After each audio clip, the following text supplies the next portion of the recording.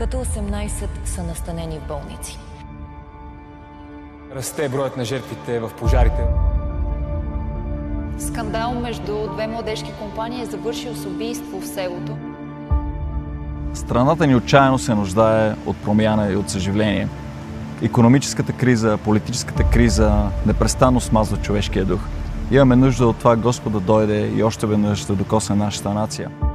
Дай ни дух на покаяние, отвори ни очите да видим, Господи. Моля се за близост, моля се за интимност. Аз се моля, Татко, събуди ни и разтърси ни. Господи, научи ни да се молим. Нека Твоя дом да бъде молитвен дом. Благослови градовете, в които живеем. Благославяме младото поколение на страната. Защита за властите и за народа и за хората, които обитават тая държава, Боже. Благодаря Ти за спасените души. Духовната обстановка на Балканския полуостров да бъде променена в името на нашия Господ Исус Христос.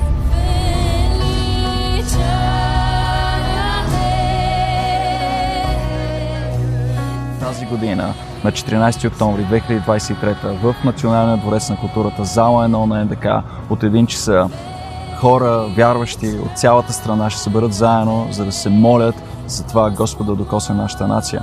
Библията казва, че ако Неговия народ, който се нарича с Неговото име, смири себе си и се помоли, Бог непрестанно и непременно ще чуе от небето и ще прости нашия грях и ще изцели земята ми. Затова каня всеки един от вас, който гледа това видео, да се присъедини с молитва и да участва на 14 октомври в националната молитва за България и за света.